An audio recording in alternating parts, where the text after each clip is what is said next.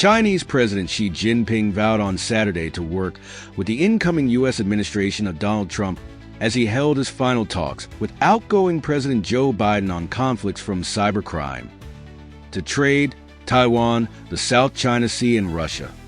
Biden met Xi for about 2 hours at a hotel where the Chinese leader was staying, on the sidelines of the Asia-Pacific Economic Cooperation Forum in Lima, Peru, for their first talks in 7 months.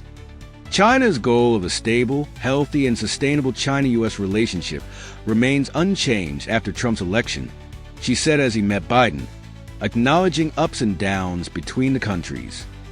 China is ready to work with the new U.S. administration to maintain communication, expand cooperation, and manage differences. Biden told Xi that the two leaders have not always agreed, but their discussions have been frank and candid. 2 months before Trump returns to the White House, U.S. officials see magnified risks of conflict during the transition. Biden told leader talks would be vital even after he left office, said Biden National Security Advisor Jake Sullivan. The president-elect has vowed to adopt blanket 60% tariffs on U.S. imports of Chinese goods as part of a package of America First trade measures. Beijing opposes those steps. The Republican also plans to hire several hawkish voices on China in senior roles, including U.S. Senator Marco Rubio as Secretary of State and Representative Mike Waltz as National Security Advisor. Biden has aimed to lower tensions with China, and there were few signs of a breakthrough on the major issues. Taiwan's foreign ministry thanked Biden for his comments and said China was the troublemaker.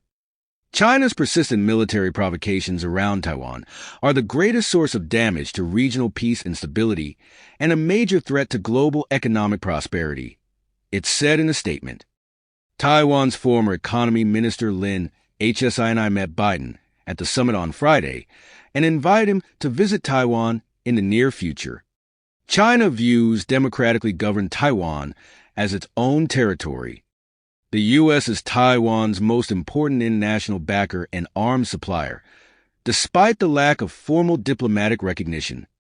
Taiwan rejects China's sovereignty. If we talk about major issues, then other major issues raised at the meeting included a recent China-linked hack. If we talk of the telephone communications of U.S. government and presidential campaign officials, stepped-up pressure by Beijing on Taiwan and in the South China Sea, as well as Chinese support for Russia.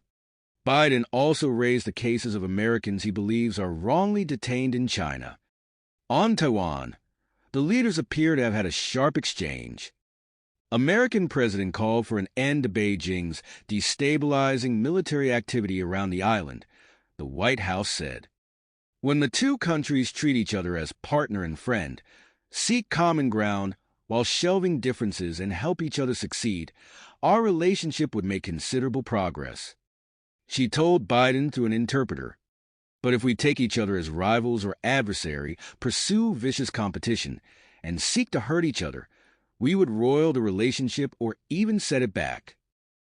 The two leaders also privately reflected back on the blunt-spoken dynamics of their long relationship, said Sullivan, the U.S. National Security Advisor. Shun Dingley, a Shanghai-based international relations scholar, said China wants to ease tensions during the transition period.